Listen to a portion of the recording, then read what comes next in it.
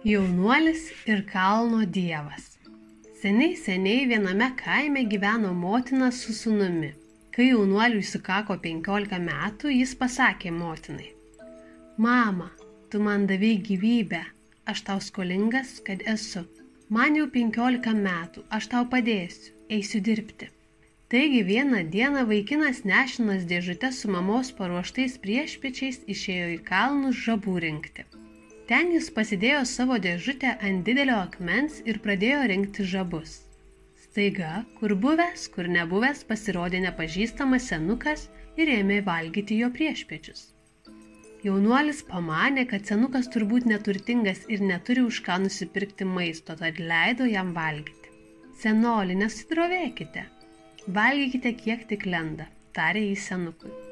Ačiū tau, aš labai alkanas, atsakė jam senukas. Vaikinas grįžęs namo su žabų nešuliu ant nugaros, papasakojo mamai, kas nutiko. Tu labai gerai pasielgiai. Rytoj aš paruošiu 2 dėžutes su priešpiečiais, vieną tau, kitą tam senoliui. Rytą jaunuolis vėl iškeliavo į kalnus, šį kartą nešdamasis 2 dėžutes su priešpiečiais. Jis padėjo jas ant to paties didžiulio akmens ir ėmė rinkti žabus. Netrukus vėl išdygo tas pats senolis ir ėmė valgyti iš abiejų dėžučių. Šis senas žmogus labai alkanas. Turbūt yra visiškas neturtėlis, tegul savo valgo, aš pavalgysiu grįžęs namo, pamanė vaikinas. Senoli, nesidrovėkite, valgykite kiek tik tai lenda, prabilo jis. Ačiū tau, aš labai alkanas, atsakė senukas. Kitą rytą vaikinas vėl iškeliavo į kalnus, nešdamasis 2 dėžutes ir vėl sutiko tą patį keistą senuką. Šis jam pasakė: Jaunuoli, buvai labai dosnus, atiduodamas man savo priešpiečius. Noriu tau kai ką pasakyti, paklausyk manęs. Iš tiesų, aš esu šio kalno dievas. Vaikinas prisėdo ant žemės įdėmiai klausydamasis. Jei keliausi į vakarus, prieisi į Zumo vietovę. Ten stovi nuostabaus grožio šventykla, tokios niekada nesi regėjęs. Tau reikia tą šventyklą aplankyti. Pakeliui sutiksi keli žmonės, kurie tau išsakys savo norus. Išklausyk jų ir perduok jų norus Dievui, pasakė senolis ir išnyko. Grįžęs namo, jaunuolis viską papasakojo motinai ir ši padėjo jam pasirengti kelionį.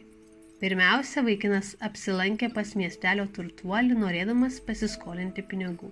Aš keliauju į nuostabią Izumo šventyklą, tačiau šiai ilgai kelioniai reikės labai daug pinigų. Ar negalėtumėte man jų šiek tiek paskolinti, paprašė jis turtuolio. Puikus sprendimas, žinoma, aš tau paskolinsiu pinigų. Beje, noriu tavęs paprašyti vienos paslaugos. Mano dukra jau 3 metus serga sunkia liga. Ar negalėtum už mane pasimelsti Dievui, kad jį pasveiktų? Žinoma, sutiko jaunuolis ir pasiskolinęs pinigų leidosi į kelionę. Keliavo, kol priėjo mažą užeigą. Kur keliauji, pasiteiravo užeigos šeimininkas. Noriu aplankyti nuostabėją Izumo šventyklą. Paprašyčiau tavęs vienos paslaugos. Aš turiu 3 pušis. 2 iš jų džiūsta, nežinau kodėl. Gal galėtum už mane pasimelsti Dievui, kad jas pagydytų? Be jokios abejonės, sutiko vaikinas. Kitą dieną jis keliavo kelias valandas, kol priėjo plačią upę. Tačiau niekur nebuvo matyti nei tilto, nei valties, kad būtų galima per ją persikelti. Jaunuolis susirūpino, nežinodamas, ką daryti. Staiga prie jo priėjo nepažįstama senolė ir prabilo. Jaunuoli, kur keliauji? Ketinu aplankyti nuostabėją Izumo šventyklą. Puiku, tada noriu tavęs kai ko paprašyti. Iš tiesų, aš esu ne žmogus, o angelas iš dangaus. Gyvenu žemėje jau 1000 metų, bet nežinau, kaip sugrįžti į dangų. Ar nepasimelstum Dievui už mane, kad jis man parodytų kelią į dangų? Žinoma, sutiko vaikinas. Tada laikykis man už pečių, pasakė angelas ir nuskraidino jaunuolį į kitą upės pusę. Po kelių valandų vaikinas priėjo gražią šventyklą miške. Jo nuostabai prie įėjimo stovėjo tas pats kalno dievas, kuriam šis atidavęs priešpiečius. Sveikas atvykęs į šventyklą? Ar keliaudamas išklausai sutiktų žmonių norus? Pasiteiravo kalno dievas. Pirmiausia, jaunuolis jam papasakojo apie turtuolio dukters ligą. Kalno dievas tarė: ją pagydyti labai paprasta. Turtuolis turi sukviesti visus kaimo vaikinus ir liepti, kad duktė įteiktų sakės puodelį tam, kuris jai patiksės labiausiai. Laimingasis galėsės ją vesti. Jei viskas pavyks taip, kaip sakau, mergina greitai pasveiks nuo ją kankinančios ligos. Ar dar kas nors tavęs ko nors prašė? Vaikinas papasakojo kalno dievui apie užeigos šeimininko nudžiūvusias pušis. Atgaivinti jas labai paprasta. Po kiekvienu nudžiūvusiu medžiu pakastas aukso puodas. Užeigos šeimininkui reikia tuos puodus iškasti ir vieną jų atiduoti kokiam nors nepažįstamam žmogui. Jeigu jis tai padarys, abu medžiai atgis ir pasipuoš gražiais kankorėžiais, paaiškino kalno dievas. Tada jaunuolis papasako jam apie angelą, nežinantį kaip sugrįžti į dangų.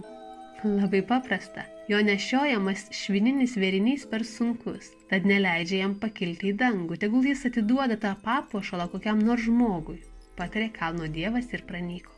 Vaikinas įėjo į šventyklą ir pasimeldė už mamos sveikatą ir savo gerovę. Grįždamas namo, jis sutiko tą patį angelą stovintį prie plačiosios upės. Ar perdavė Dievui mano prašymą?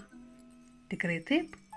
Pasakysiu, ką jis patarė, bet pirmiausia, nuskraidink mane į kitą krantą, pasakė jaunuolis, sėsdamas ant angelo pečių skristi per upę. Jiems perskridus vaikinas tarė: jei atiduosi savo papuošalą žmogui, galėsi skristi į dangų. Atidavęs vėrinį jaunuoliui, angelas nuskrido dangun. Vaikinas užsikabino papuošalą ant kaklo ir patraukė tolyn.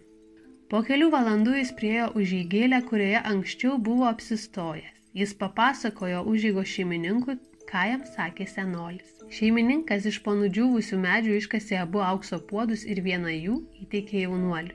Medžiai tuoj pat sužaliavo, sukrovė pumpurus ir išskleidė žiedus. Jaunuolis grįžęs į savo kaimą su vėriniu ant kaklo ir nešinas aukso puodų, užėjo pas turtuolį. Ar perdavė Dievui mano prašymą, pasidomėjo turtuolis. Žinoma, atsakė jaunuolis ir papasako, ką jam sakęs kalno dievas. Tuomet turtuolis sukvietė visus kaimo jaunuolius ir liepė, kad jo duktė įteiktų sakės puodelį tam, kuris jai labiausiai patinka.